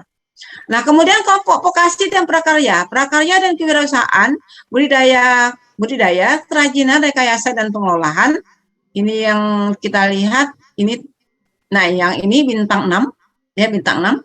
Total JP tidak termasuk mata pelajaran muatan lokal dan atau mata pelajaran tambahan yang diselenggarakan oleh satuan pendidikan. Jadi tidak termasuk dalam total jumlah pelajaran ya, tidak termasuk mata pelajaran muatan lokal. Ini yang berbintang 5 ini, 72 jam atau 2 jam, 72 jam setahun dan atau 2 jam per minggu. Nah, inilah mata pelajaran yang di kelas 11 dan 12 ya. Kelas 11 dan 12. Jadi 12 itu sama Bapak Ibu, yang 12 juga sama seperti ini. Nah, yang 12 nanti kita lihat. Nah, sekarang gini Bapak Ibu, kita perhatikan. Contoh ilustrasi pemilihan mata pelajaran SMA di kelas 12. Sesuai minat, bakat, dan aspirasi pelajar tidak ada program peminatan di SMA. Jadi tidak ada program peminatan. Misalnya contoh si Ani nih. Ani ingin kuliah berkedokteran. Berikut mata pelajaran yang akan diambil di kelas 11 dan 12. Nah, kelompok mata pelajaran umum tadi ini kan wajib diambil. Lalu dia ngambil mata pelajaran kelompok mata pelajaran MIPA. 10 jam per minggu. Yang diambilnya biologi dan kimia karena dia ingin kedokteran. Lalu dia boleh juga ngambil kelompok mata pelajaran IPS, yaitu tentang sosiologi. Mungkin untuk menjadi seorang dokter harus tahu ilmu tentang sosiologi ya, karena dia berhubungan dengan orang lain ya. Nah, kemudian kelompok mata pelajaran bahasa dan budaya 5 JP. Dia mengambil kelompok mata pelajaran itu adalah bahasa Inggris tingkat lanjut. Jadi tidak ada program peminatan, tetapi anak hanya memilih minatnya saja. Kemudian di sini ada si Wayan. Wayan masih menimbang apakah ia kuliah bisnis atau teknik sipil, maka berikut mata pelajaran yang diambilnya di kelas 11 dan 12. Jadi dia kelompok mata pelajaran umum sama 18 JP, lalu dia mengambil ini aja. Nah, kelompok mata pelajaran MIPA 10 JP, fisika matematika peminatan. Jadi ngambil matematika peminatan. Kemudian kelompok mata pelajaran IPS 10 JP dia ngambil itu ekonomi dan geografi. Nah, kita lihat bedanya. Kalau tadi ini dia ngambil 3, 5 JP aja. Tapi kalau dia ngambilnya tadi ini ekonomi dan geografi dalam satu kelompok ini, PS, maka dia ngambilnya 10 JP. Nah, inilah contoh dalam siswa di kelas 11-12. Tapi maaf Bapak Ibu ya, saya juga masih belum punya bayangan. Kemarin juga sempat bertanya ya, saya sama Pak Jumadi tentang bagaimana untuk kelas 11 dan 12 ini, sempat bertanya, tapi kemarin tidak terjawab gitu, belum terjawab gitu. Karena saya membayangkan kalau anak milenial itu bagaimana gitu. Jadi saya kemarin sempat mau bertanya, tetapi Pak Jumadi juga sempat nanyakan, tetapi tidak terjawab. Saya nggak sempat nanya karena waktunya sudah habis tentang masalah ini. Bagaimana untuk kelas 11 dan 12 ya. Mudah-mudahan ke depan ada pencerahan untuk penilaian, karena sekarang ini juga di sekolah penggerak. Nanti mungkin kita bisa berbagi dengan kepala-kepala sekolah yang melakukan sekolah penggerak. Mungkin sekarang sudah menyiapkan nih ya. Ntar lagi kan udah mau naik kelas nih. Ya, sudah menyiapkan untuk anak-anak yang naik ke kelas 11 dan 12. Dia mau milihnya minat apa, ya. Nah, jelas kita harus mikir sumber dayanya, gurunya, sesuai enggak. Kemudian memikir juga bagaimana dengan sarananya, ruang belajarnya, gitu, pengaturannya. Nah, itu juga jelas harus kita pikirkan. Ini yang di kelas 12, Bapak Ibu, ya, di kelas 12. Mungkin ada beda sedikit kelas 12 ini. Nah, ini yang di kelas 12. Yang di kelas 12 nanti silakan aja ini kan ini enggak mungkin saya bacakan satu-satu ya, karena terlalu banyak. Jadi nanti silakan dipelajari lagi kalau Bapak Ibu ingin mengetahui lebih lanjut tentang ini. Nah, kemudian bagaimana Bapak Ibu? Kalau kita sudah bisa angket nih, udah terpilih. Nah, maka kita harus menyiapkan ini kurikulum operasional satuan pendidikan. Ini mungkin sekedar mengingatkan aja Bapak Ibu ya, maaf ini pengalaman kita yang lalu-lalu. Pengalaman kita pelaksanaan kurikulum yang lalu. Kurikulum yang lalu, kita semua sekolah diwajibkan menyusun kurikulum tingkat satuan pendidikan atau KTSI, dokumen 1. Tetapi sayangnya berdasarkan pengalaman yang lalu-lalu dan catatan-catatan kita, bahwa dokumen 1 ini dibuat itu udah mau ujung-ujung semester akhir gitu baru dibuat. Harusnya dokumen itu disiapkan sebelum ya mulainya awal tahun ajaran ya. Dan sampai-sampai dokumen untuk pengaturan kurikulum, panduan kurikulum sekolah itu ada yang baru buat itu kalau udah mau akreditasi baru buat kurikulumnya.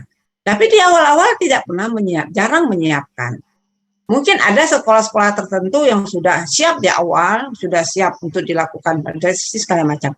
Nah, untuk ke depan, kurikulum operasional satuan pendidikan ini ada contoh-contohnya sudah diberikan nih Bapak Ibu ya.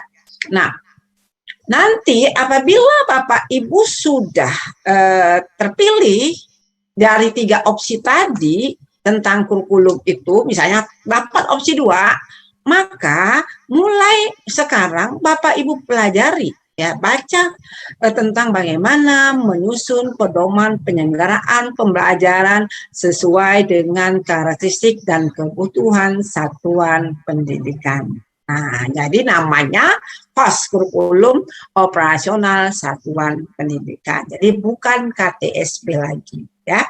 Nah, kurikulum operasional satuan pendidikan itu dikembangkan menunjukkan kesesuaian dengan karakteristik dan kebutuhan peserta didik.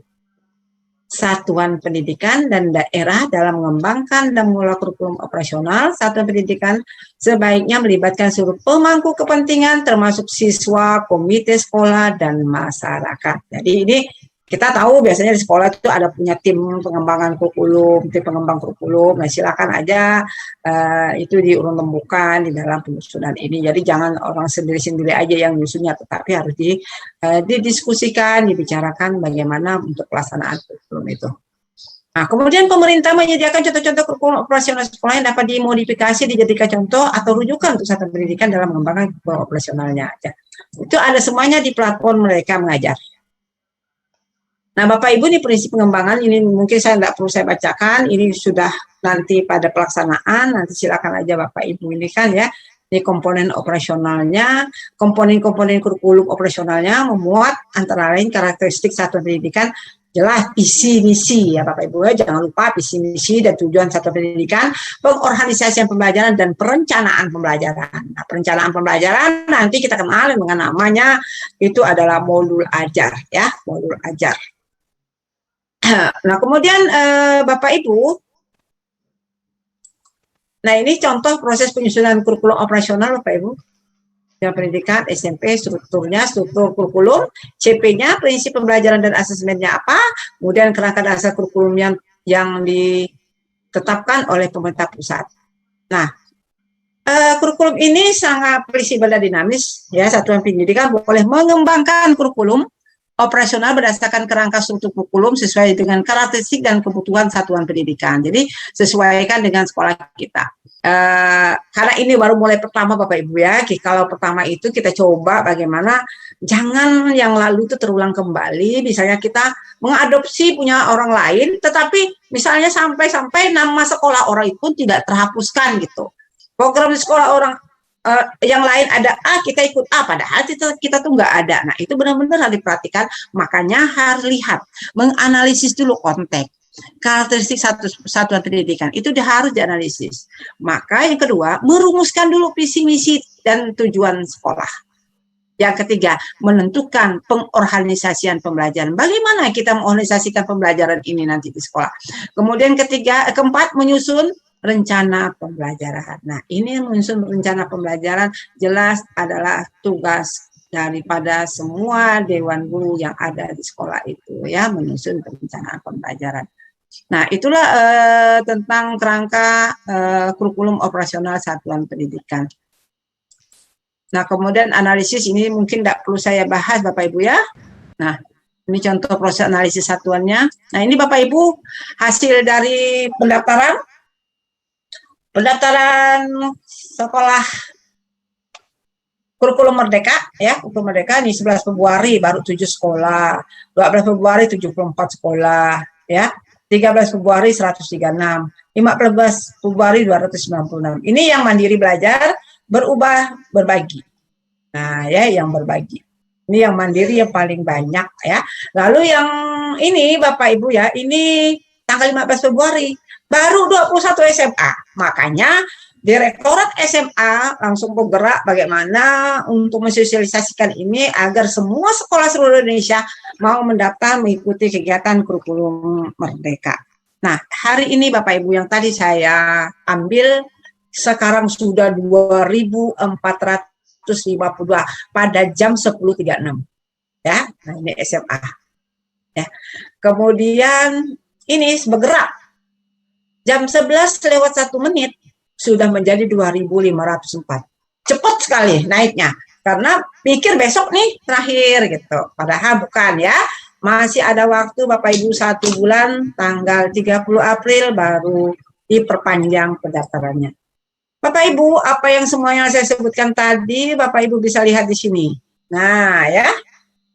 Ini boleh Bapak Ibu copy atau rekam ya. Nah, mengunduh platform Merdeka Mengajar ini silakan buka.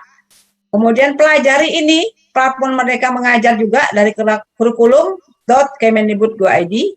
Nah, melalui video pengenalan kurikulum Merdeka, melalui tautan kurikulum GTK Kemendikbud.go.id juga ada. Kemudian di sini ada juga mendaftarkan. Nah, mendaftarkan. Padahal Bapak Ibu buka aja implementasi kurikulum Merdeka di Google ya, buka aja di situ. maka akan muncul daftar segera ya. Kita klik aja, nanti kita langsung menginstal gitu ya, menggunakan Android bisa. Nah, inilah Bapak Ibu sedikit tentang kurikulum Merdeka. Ini saya berikan hanya kulit-kulitnya aja. Bapak Ibu kalau pengen tahu puas dan ingin tahu banyak, buka sajalah tautan ini ya. Ada Dinas Pendidikan, ada mitra komunitas dan organisasi pendidikan. Nah, di sini juga ada mitra. Inilah yang dapat Bapak Ibu buka nanti, sehingga pengetahuan kita akan lebih banyak dan lebih tahu mendalam lagi ya tentang berkomunikasi. Oke, mungkin dari saya pengantar ini cukup sekian saja. Saya kembalikan kepada Pak Jumadi. Terima kasih Ibu, luar biasa. Bapak Ibu, saya lihat ini yang sudah dari tadi tunjuk tangan itu SMA Negeri 2 Sambas, Bapak Ade Sujana, kemudian Ibu Anis, dan tadi ada dan Bu Nuri dari SMA Santo Petrus. Jadi kita buka dulu. Yang pertama Pak Ade Sujana. Baik, terima kasih Bapak Moderator, Bapak Jumadi. Assalamualaikum warahmatullahi wabarakatuh. Selamat siang, salam sejahtera. Baik Ibu, apa yang sudah Ibu paparkan sudah saya ikuti dengan baik. Ya.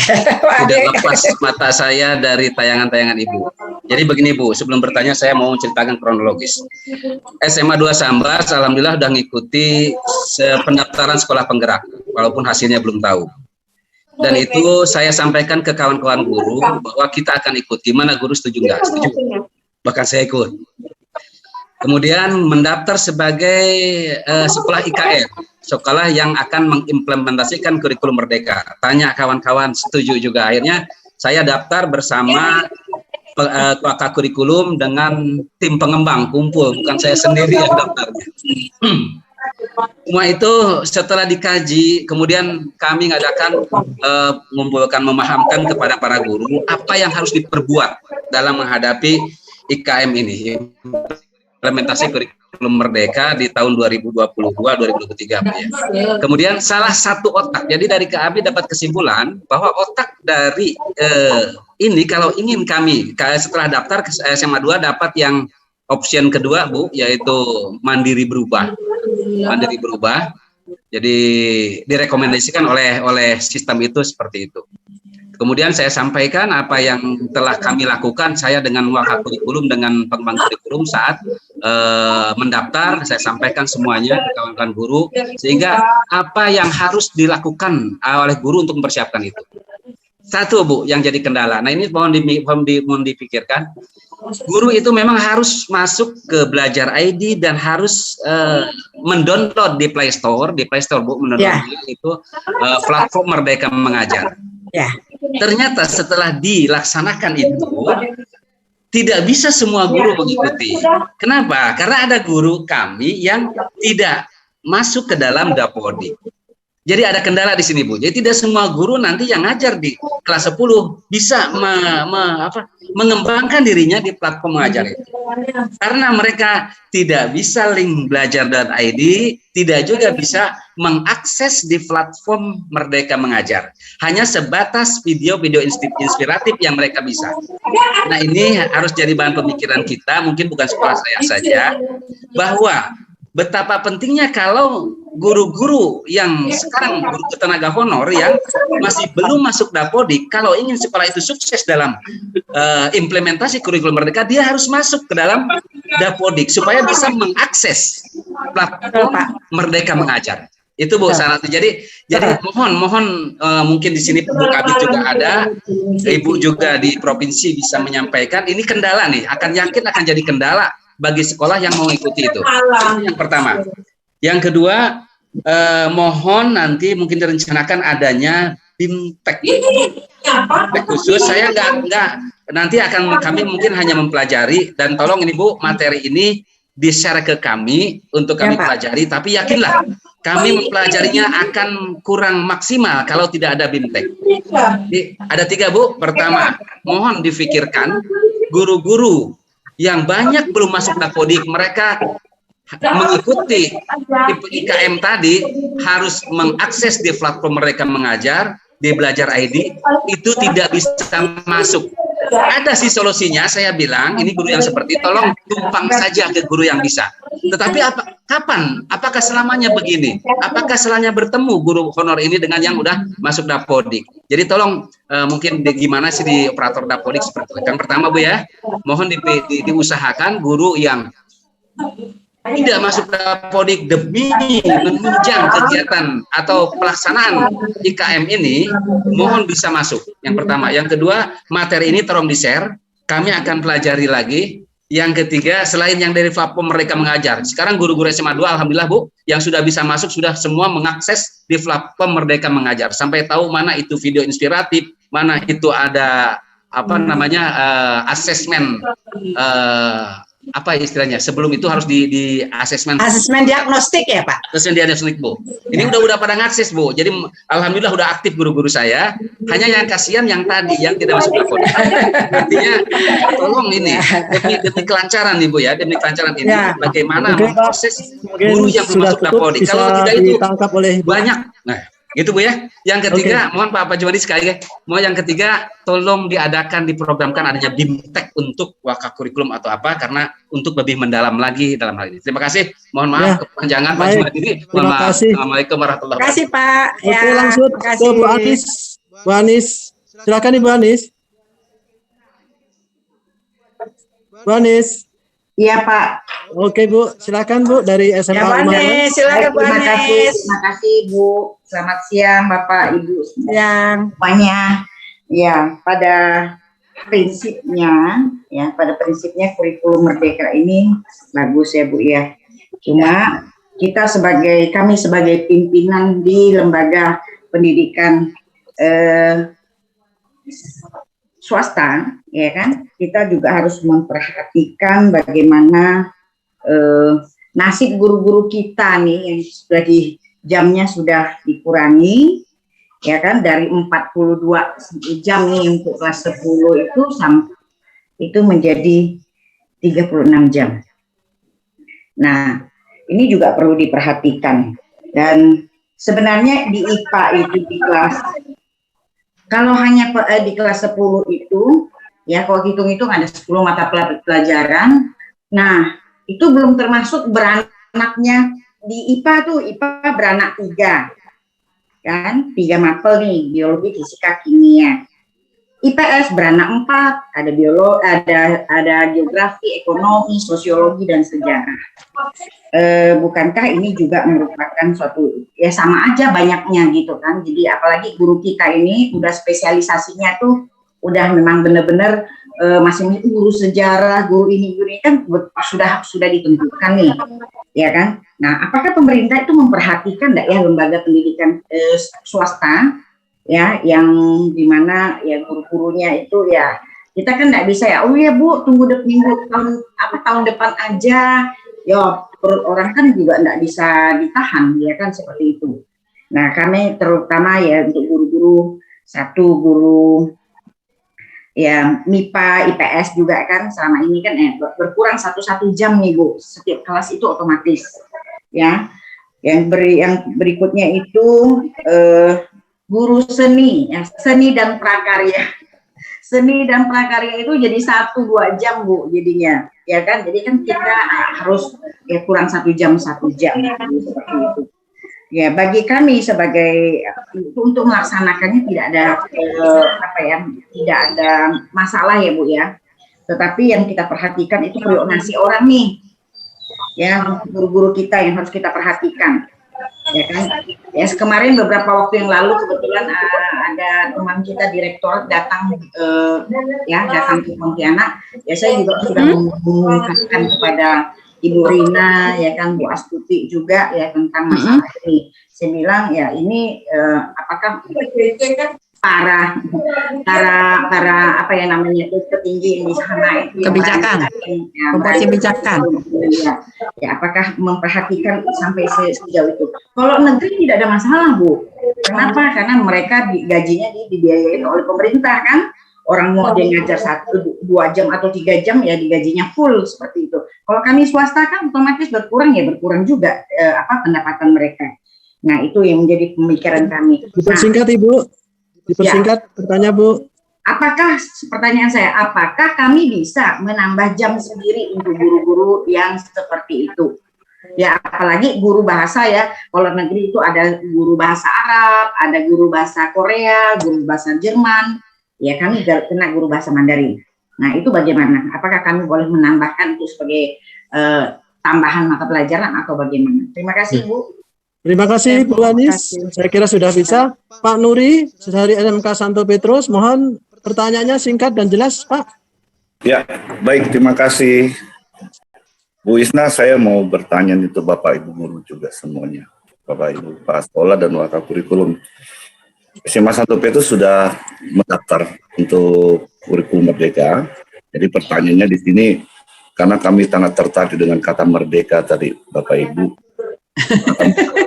membuat kita akan menjadi lebih baik, ya kan? Nah, satu hal yang menjadi dilema bagi kami nanti, apakah pemerintah akan mengambil atau tidak.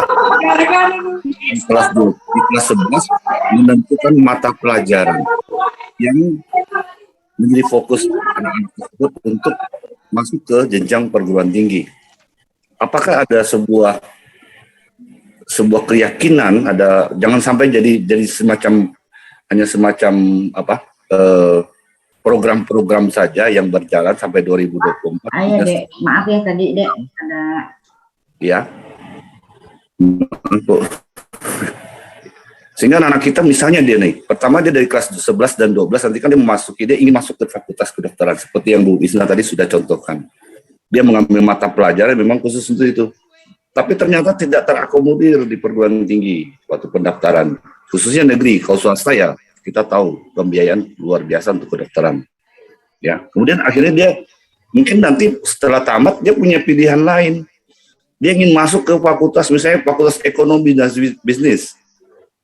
Nah, bagaimana dengan keilmuan yang sudah dia pelajari tadi yang dipilih? Maka oleh sebab itu saya berpikir, ya, kami dalam tim kurikulum kami sudah kami persiapkan sejak Februari ya, Januari Februari kemudian ada pendaftaran, kita daftar. Kami sudah mungkin mengantisipasi beberapa hal karena kami mengacu pada kata merdeka tadi. Walaupun di satu sisi pemerintah menerapkan berbagai regulasinya untuk membatasi kemerdekaan juga sebenarnya, ya. Dan kami kemungkinan besar di kelas 11 yang kami tertarik di sini kan kelas 11 anak-anak diberikan kesempatan untuk fokus belajar, bukan di kelas 10 seperti pada kurikulum 2013 yang sudah langsung diplot anak ini jurusan peminatan IPA dan IPS, ada juga mungkin yang bahasa. Ya artinya kita langsung mematikan proses anak itu untuk mencapai pendidikan yang lebih baik. Karena kan anak-anak pada masa SMA ini kan banyak mengalami sebuah perubahan pikir, ya, yang akan menjadi jalan hidupnya nanti. Ya, oleh sebab itu mungkin kemerdekaan yang diberikan dalam kurikulum merdeka ini kami tuangkan dalam kurikulum operasional sekolah nantinya. Itu anak-anak tetap polanya kurang lebih ada semacam peminatan, ya. Tapi di satu sisi juga anak-anak misalnya contoh anak-anak MIPA, kita buatkan MIPA, ya, mereka juga mempelajari yang IPS, mempelajari juga yang bahasa. Ya, artinya, jadi kita bekali anak seperti melengkapi anak untuk bagaimana mereka nanti berjuang di jenjang pendidikan berikutnya. Ya, jadi kalau misalnya regulasi yang dimunculkan di sini hanya boleh sekian mata pelajaran di di mata pelajaran jurusan, ya mungkin itu jadi sebuah pertaruhan juga buat anak-anak. Apakah pendidikan kita seperti itu? Ya. Dan yang terakhir adalah tentang kemantapan daripada kurikulum ini. Kenapa? Kita ketahui bahwa rancangan undang-undang sistem pendidikan nasional kita masih belum mendapatkan sebuah legitimasi yang jelas. Itu juga perlu diperhatikan. Jangan sampai nanti begitu kita sudah menjalankan ini tiba-tiba dalam prosesnya akan ada perubahan yang sangat Ini karena kita berada di garis depan, Bu. Pemerintah Ya, pusat, betul, Pak. ya, pemikir-pemikirnya hebat-hebat, tapi apakah mereka melihat di ujung-ujung tombak, di pedalaman, di daerah-daerah, ya kan? Jangan sampai semua program-program ini, pola penggerak, guru penggerak, dan sebagainya itu, yakinkah itu sudah terimplementasi dengan baik kah? Itu yang kita pertanyakan juga. Angkatan-angkatan pertama 1, 2, 3 guru penggerak, ya kan, sampai saat ini kita implementasinya, ya kan, belum terakomodir, belum lagi ke pemerintah daerahnya, Bu, mengakomodir nggak itu? Kadang-kadang kasihan guru-guru kita udah belajar begitu luar biasa. Contoh guru-guru inti dulu, ya kan, kita belajar, kita di pelatihan sampai ke Jakarta, ke pusat sana. Sekarang jadi apa juga kan? Semacamnya ini, jangan sampai guru-guru kita istilahnya, Bu, seperti dibebani dengan berbagai macam hal, padahal seorang guru pada prinsipnya ingin bagaimana anak-anak itu benar-benar terdidik tanpa dibebani berbagai macam administrasi yang ada. Ya, mungkin demikian, Bu Isna. Menurut pertanyaan dari kami ya tadi, ya. Oke, makasih, Pak. Oke, langsung aja Ibu direspon, Bu. Oke, makasih. Ya. Baik, Pak. Baik, yang pertama saya akan menanggapi dari pertanyaan dari Pak Adi Sujana tadi tentang masalah akun belajar ID. Memang Pak ya, kesulitan kita untuk membuka. Saya aja kemarin mau membuka, mau belajar banyak tentang itu nggak bisa karena saya nggak punya akun belajar ID. Inilah permasalahannya. Dan guru yang mendapatkan akun belajar ID itu apabila dia sudah terdaftar dalam Dapodik. Nah, cuma saya berpikir begini aja, Pak. Berpikirnya begini, ini menurut pemikiran saya, kalau permasalahan yang terjadi di sekolah Bapak nomor 1, kan untuk masuk Dapodik itu kan Pak tidak bisa serta-merta, Pak, melalui proses-proses tertentu kan, Pak. Nah, kita tahu bagaimana caranya untuk masuk ke sana. Apalagi kita tahu pada tahun 2022, khusus untuk sekolah negeri ini, tidak boleh lagi menerima guru honor. Karena kalau guru honornya tidak masuk Dapodik, maka dia tidak akan diberikan pembayaran dari kan begitu, Pak ya. Nah, maka saya juga berpikir untuk mengatasi masalah ini, Pak, untuk belajar di platform Merdeka Mengajar, pikiran saya pertama ya, ini baik juga untuk sekolah adalah kita guru yang sudah bisa dapat itu berbagi, artinya kita melakukan diseminasi dengan teman-teman yang lain. Atau kita melalui kegiatan forum-forum, kegiatan IHT atau kegiatan bisa juga seperti itu. Itu satu. Kedua, Pak, Bapak Ibu jangan cemas. Kemarin juga kami sudah disampaikan bahwa jika ini nanti semua sudah terakomodir, nanti sekolah misalnya memilih apakah yang pertama, IKM 1, IKM 2, apa IKM 3, maka nanti akan ada kegiatan diklat, Pak. Akan ada pelatihan dan ada kegiatan pendampingan. Cuma kemarin itu yang kami sebagai pengawas agak merasa ini, kemarin dikatakannya bahwa nanti akan didampingi oleh pengawas. Nah, ini juga menjadi pertanyaan kami sebagai pengawas. Sekarang itu bukan hanya di Kalimantan Barat, Pak. Tenaga pengawas itu sudah banyak berkurang. Nah, kalau misalnya untuk tahun depan saja, di Kalimantan Barat ini udah banyak hilang. Nah, siapa yang dampingi? Kalau sekolah penggerak sudah jelas, Pak. Sekolah penggerak ada pendampingnya. Mulai dari pelatihannya diklat 10 hari. Mungkin ke depan kita juga seperti itu, Pak. Diklat dulu 10 hari tentang kurikulum ini gitu ya. Tapi nanti yang memberi diklat ini siapa? Nah, mungkin ini akan dipersiapkanlah dari pemerintah pusat. Kalau sekolah penggerak kan udah jelas, Pak. Pendampingnya adalah pelatih ahli, yang sekarang dikenal dengan nama fasilitator ya, itu udah jelas. Nah, kalau yang untuk ke depan ini memang kemarin cuma dikatakan di dalam pemaparan kemarin oleh Bapak Pak Purwadi kemarin yang memaparkan bahwa akan ada pendampingan, akan ada pelatihan-pelatihan untuk sekolah ini gitu, Pak. Jadi Bapak jangan cemas untuk yang pertama ya. Jadi yang kedua itu materinya akan saya share, insya Allah Pak, akan saya share. Kemudian untuk yang platform Merdeka Mengajar tadi ya bisa dibuka dengan menggunakan akun belajar ID, maka itu tadi salah satu caranya adalah berbagi. Jadi teman yang udah dapat bisa berbagi. Kemudian untuk kegiatan BIMTEK ya Pak, tadi sudah saya jawab juga bahwa kegiatan BIMTEK insya Allah nanti akan ada. Pasti pemerintah tidak akan melepas walaupun kita dikatakan mandiri belajar melewati plafon-plafon itu, tapi tidak akan dilepas begitu aja Pak. Pasti akan ada ya pendampingan di kegiatan ini ya. Kemudian yang kedua untuk Bu Anes. Bu Anes, nah maaf sekali Bu Anes, saya ini dari kemarin memang mau ke sekolah Bu Anes, juga ingin berdiskusi tentang masalah ini, mengenai ini. Memang kalau kita lihat secara kasat mata, memang ada beberapa jam yang bisa berkurang ya. Nanti saya minta bantuan, mohon ya, mungkin ada di sini Bu Erni atau Bu Dwi ya yang sudah melaksanakan sekolah penggerak. Bagaimana mengatasi masalah problema tentang masalah kekurangan jam karena menciutnya jam pembelajaran tadi. Ada Pak, ada solusinya Bu. Karena akan dihargai misalnya sebagai koordinator kegiatan proyek, nah itu akan dihargai sebagai jam pembelajaran, juga bisa di situ. Kemudian seperti di SMA 1 kan yang seharusnya kalau mata pelajaran IPA itu kan dulunya 3 jam ya, sekarang itu karena gurunya ada masing-masing gunakan 2 jam, berarti berkurang 1 jam ya, berkurang 1 jam. Nah 1 jam ini bisa untuk ditutupi dengan kita kan tadi boleh memilih mata pelajaran lain, kemudian ada pelajaran tambahan. Lalu Bapak Ibu kan di program IPA tadi kan ada mata pelajarannya ada 5 tuh, termasuk di situ adalah TIK ya. Nah, informatika.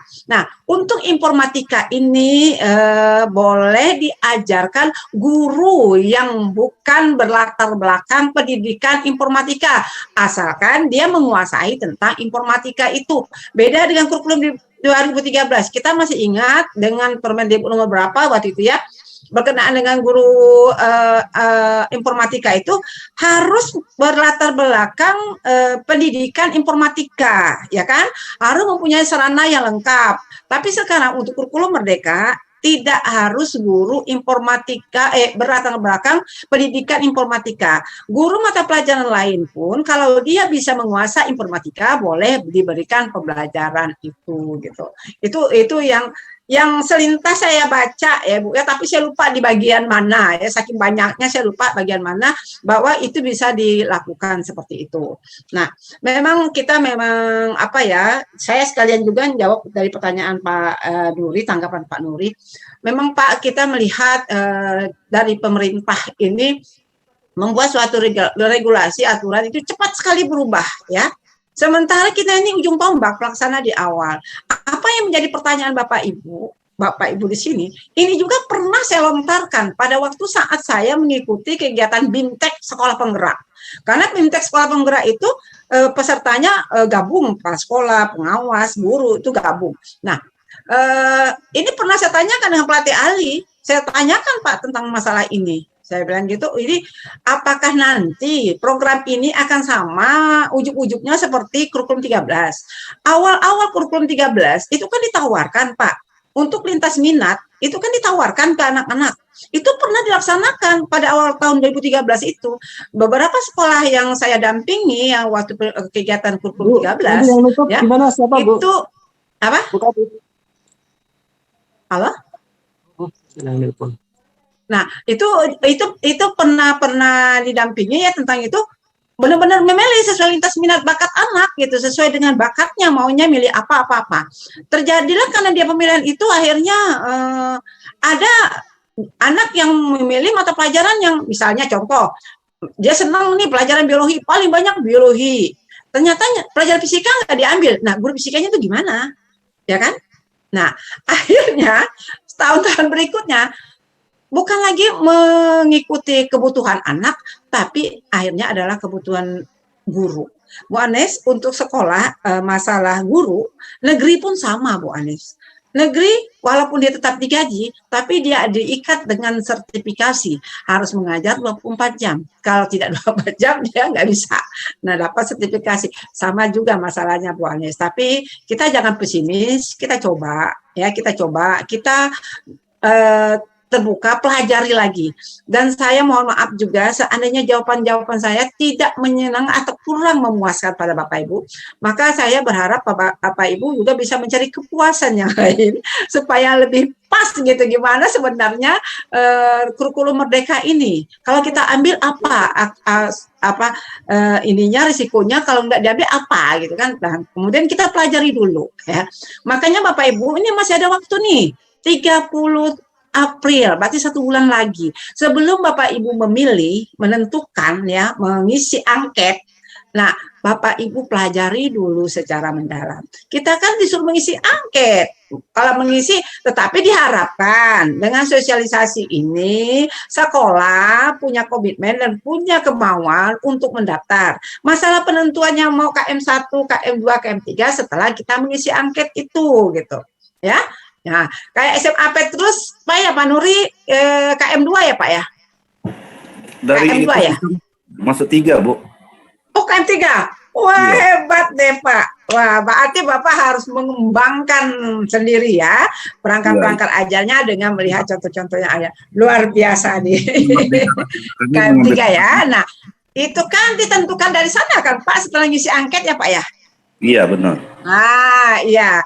Jadi seperti itu. Jadi bukan kita yang ini, karena kita ngisi angket dia menentukan. Nah, bisa aja kita ngisi angket atau dapat KM1. Kalau KM1 kita tetap kurikulum 2013. Nah, itu ya Bapak Ibu sementara jawaban dari saya. Karena ini bicara tentang masalah kebijakan, saya tidak bisa menjawabnya secara tuntas karena kebijakan itu saya hanya menyampaikan informasi, menyampaikan amanah ini, tetapi masalah kebijakan saya tidak bisa untuk menjawabnya. Oke, makasih Bapak. Terima kasih Ibu. Ya. Satu lagi pertanyaan Bapak Ibu, karena kita komitmen nanti setelah sholat asar kita harus berhenti. Oke Pak Nuri, saya kira sudah bisa ditangkap. Sekarang kita ke Pak Jaka Kusuma. Pak Jaka? Pak Jaka Kusuma, apakah masih mau bertanya? Pak, boleh saya tambahkan Pak tadi? Oke, boleh 1 menit ya Pak. Oke. Tadi Bu Isna menyebut tentang kurikulum 2013, Bu. 2013, Bu, saya yakin sudah baik sekali sebenarnya kalau dijalankan benar-benar konsisten. Karena dia ada kelompok C, di sini ada lintas minat, Bu. Ya, dia terproteksi oleh peminatan kelompok C. Terus ada satu kelompok lintas minat namanya. Jadi anak-anak di MIPA itu bisa memilih atau memilih atau ditentukan pilihan mata pelajaran tertentu di kelompok IPS. Jadi lintas. Ya, artinya seperti inilah yang mungkin nanti bisa kita gunakan di kurikulum merdeka juga. Kita kombinasikan sedemikian rupa untuk membuat anak, Bu. Tapi regulasinya, Bu, di situ yang memproteksi kita tuh. Contoh di IPA itu kan ada 5, Bu ya, termasuk informatika kan. Hanya boleh maksimal 3. Itu yang bikin kita jadi waduh, ini merdeka kan di maksimal 3. Tapi ada batasan ya Pak ya. Istilahnya enggak merdeka, Bu. Kepala dilepas, ekornya ditarik ya Pak. Benar, Bu. Ini kan dia. Oke, terima kasih. Sepertinya Pak Jaka sudah tidak bertanya lagi dan waktu pun 5 menit lagi akan masuk ke sholat asar. Bapak Ibu, dengan terpaksa harus kita tutup Ibu Wisna. Oke Pak, saya tambahkan. Ya, silakan Bu, closing statement Bu. Oke, baik Bapak Ibu semuanya, inilah yang dapat saya sampaikan hari ini. Jika ada hal-hal yang masih kurang memuaskan Bapak Ibu dari saya, silakan Bapak Ibu mencari kepuasan yang lain ya. Untuk menambah wawasan tentang kurikulum merdeka ini ya. Kemudian mungkin ini pesan saya, Bapak Ibu di daerah-daerah dan di seluruh Kalimantan Barat, kita semuanya punya pengawas. Bapak Ibu semuanya bisa berdampingan dengan Bapak Ibu pengawas ya. Bapak Ibu pengawas sekolah juga akan siap membantu untuk mendampingi tentang pelaksanaan kurikulum merdeka ini ya. Silakan Bapak Ibu, rekan-rekan pengawas yang lain semua juga sudah siap ya. Yang saya salut sekali itu yang di Di Sintang juga sudah ada sekolah penggerak. Singkawang akan datang sudah juga ada ya. Nah, nanti bisa belajar Bapak Ibu, jadi bisa mitra dengan sekolah-sekolah penggerak yang sudah melaksanakan kurikulum ini. Jadi bisa bertanya, bisa belajar banyak lagi dengan dengan teman-teman mitra sekolah penggerak yang sudah berjalan ya.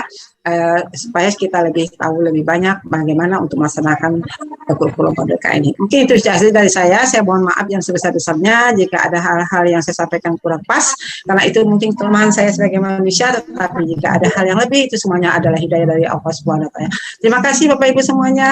Mohon maaf lahir batin. Dan saya ini menjelang Ramadan, saya mohon maaf yang sebesar-besarnya. Semoga kita semuanya selalu sehat walafiat dalam menghadapi kegiatan Ramadan ini. Makasih. Assalamualaikum warahmatullahi wabarakatuh. Waalaikumsalam warahmatullahi wabarakatuh. Terima kasih Bapak Ibu. Alhamdulillah kita sudah di penghujung pertemuan kita hari ini, dan sepertinya Ibu Kabid sedang ada kegiatan lain. Maka Bapak Ibu kami mengucapkan terima kasih yang sebesar-besarnya. Namun saya akan foto dulu Bapak Ibu. Silakan dihidupkan layarnya Bapak Ibu untuk saya dokumentasikan dulu. Nampakkan untuk halaman 1. Saya hitung 3 kali ya Bapak Ibu ya. 1, 2, 3. Oke.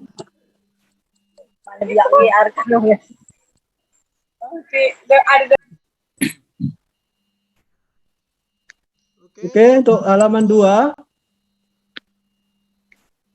1. Yang mana halamannya?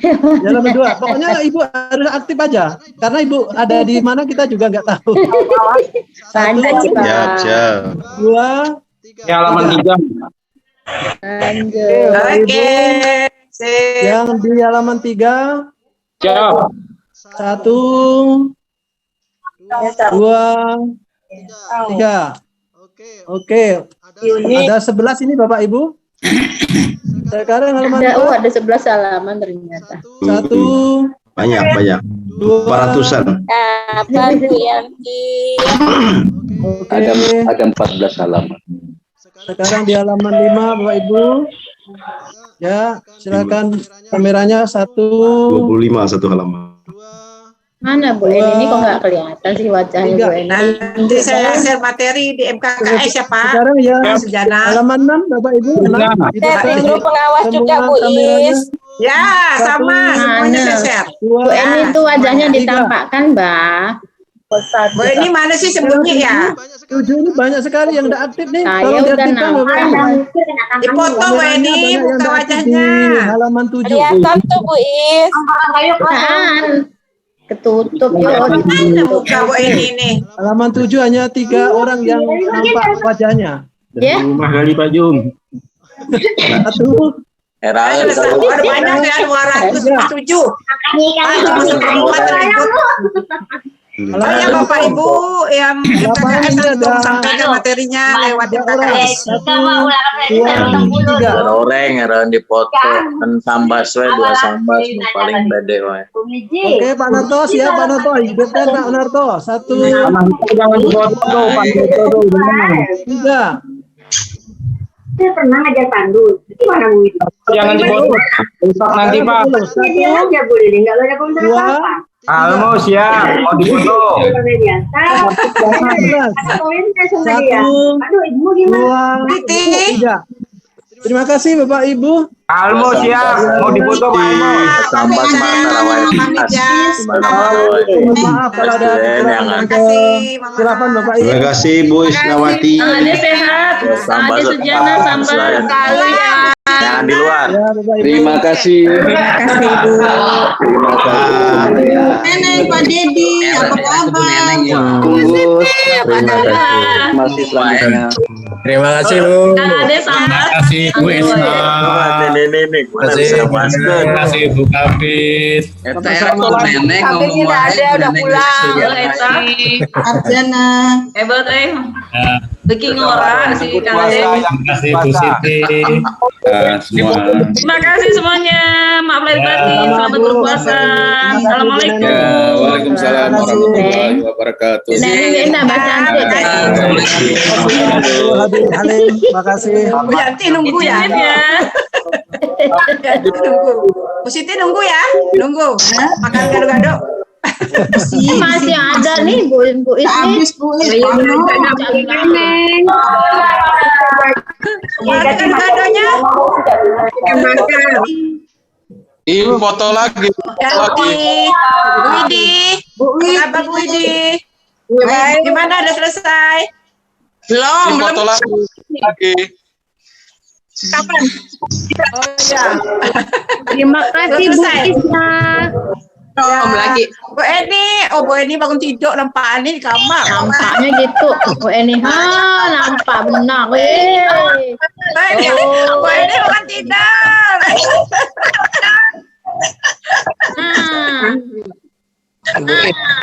Ada. Tuh Pak Simon ya tuh dalam permain. Ya Bu, udah mau live ini. Ya Pak, Bu Pak. Makasih Pak. Ya, terima kasih Bu. Lombo, apa kabar? Oh, baik. Lombo, sehat Pak Lombo. Sehat. Ya, ada waktu kita berbincang ketemu lewat Zoom Pak Lombo.